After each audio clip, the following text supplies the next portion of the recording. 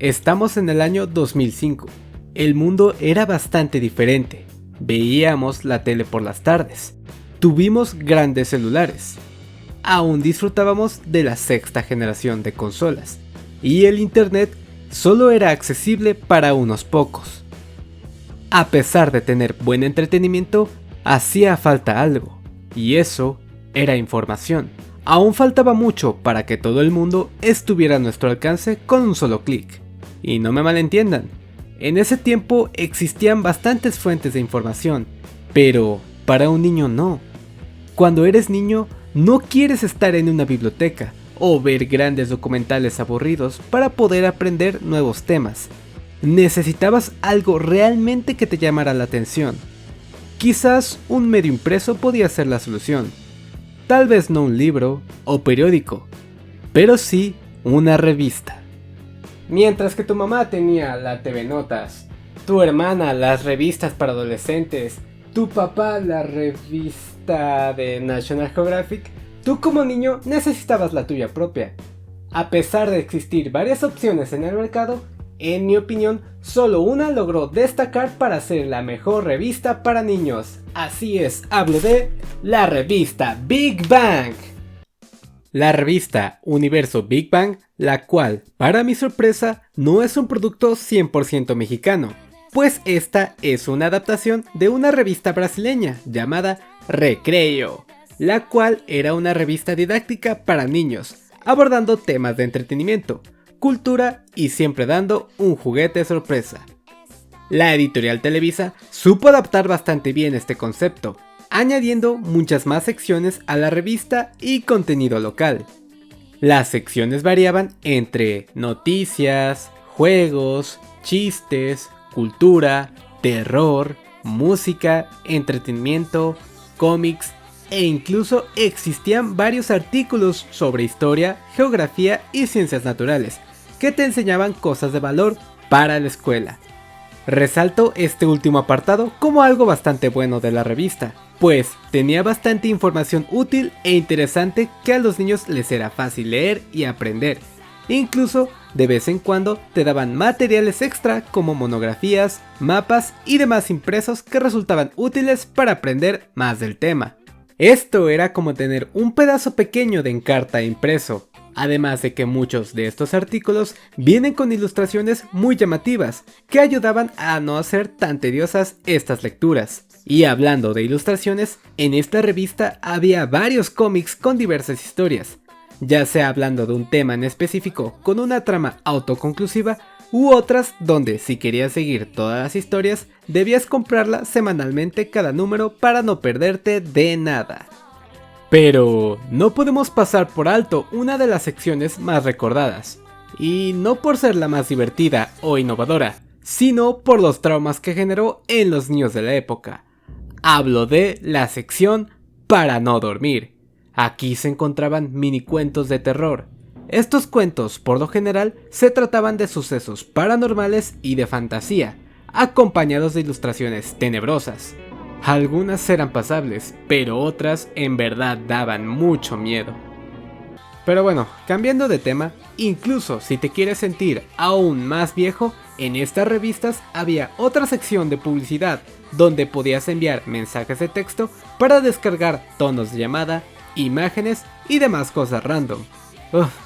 En serio, ¿cómo cambian las cosas? Pero vale.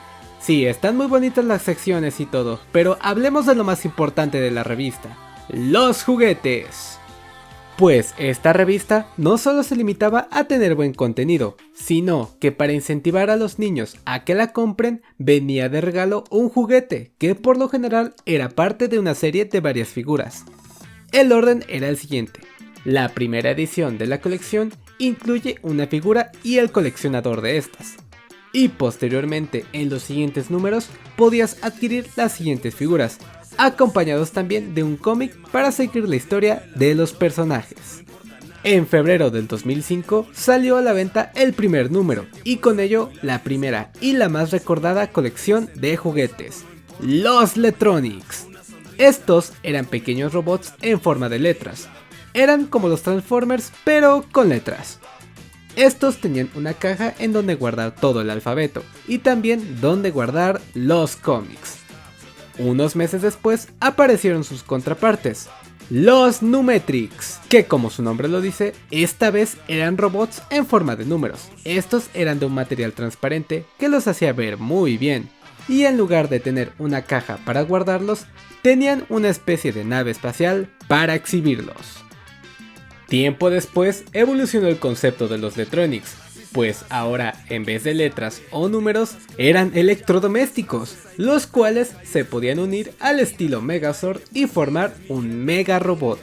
Y así nacieron los Megaletronics. Esta colección fue muy bien recibida por el público, pues esta vez completar la colección te daba una recompensa aún mayor. Esta fórmula funcionó tan bien que lograron sacar 4 robots Megaletronics, con su caja para mostrarlos. Cabe resaltar que existieron varias variantes de los robots y que se podían conseguir en ediciones especiales de la revista, si no mal recuerdo. Además de continuar la historia de los Letronics en mini cómics. Con esta colección cerramos el legado de los Letronics, pero le siguieron unas colecciones igual de geniales. Una de esas colecciones son los Circomics. Estos eran personajes de un circo espacial. En total son 22 personajes, con la característica de que se podían separar los pies y cabeza y poder combinarlos para crear una nueva figura. Con esto, las posibilidades eran muchas con esta nueva dinámica. A la par de esta colección estuvo disponible un atlas, donde semanalmente con las revistas venían hojas para completar la carpeta. En ellas había información geográfica sobre continentes, países y demás datos interesantes, cerrando el atlas con mapas detallados de los continentes y las banderas del mundo. Sin duda, una fuente de información de calidad. Tiempo después de finalizados con los Circomics, salió una nueva colección. Esta colección trataba de rocas. Sí, rocas. Pero estas tenían algo peculiar, pues se podían transformar en animales. Estaban bastante cool, y como de costumbre tenían un cómic donde se explicaba toda su historia. Esta vez, en lugar de cajas, tuvimos una bolsa al estilo Safari, donde podíamos guardar todas nuestras rocas, además de repetir el mismo concepto de una enciclopedia. Esta vez sería una de animales extremos, donde podíamos explorar un poco más sobre el reino animal y sus curiosidades. Y hablando de rocas, ¿sabías que una colección de Big Bang tuvo sus propias holorocas? Qué loco, ¿no? Si quieres saber más de eso, te lo dejo en la tarjeta de aquí arriba. Sin duda, la revista Big Bang fue parte importante de la infancia de muchos niños de la época. Lamentablemente, como todo, esta llegó a su fin en 2011. Aún se desconoce la razón oficial de la cancelación. Algunos dicen que fue porque ya no era rentable para Televisa. Pero en fin, sea la razón que sea, es una de esas cosas que piensas que siempre estará.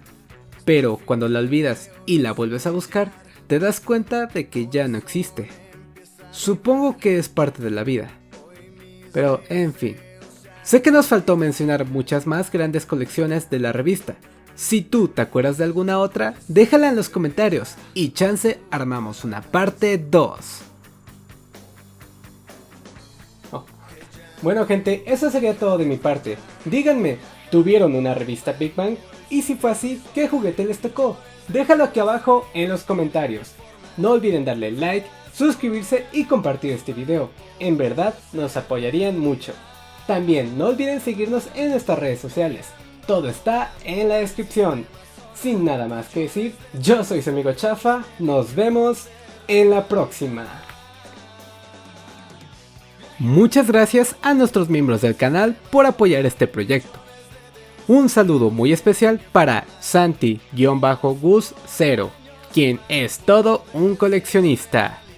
Si tú quieres salir al final de los videos, recibir saludos y otros beneficios, puedes unirte a los miembros del canal en el botón que esté aquí abajo. En verdad lo agradeceríamos mucho.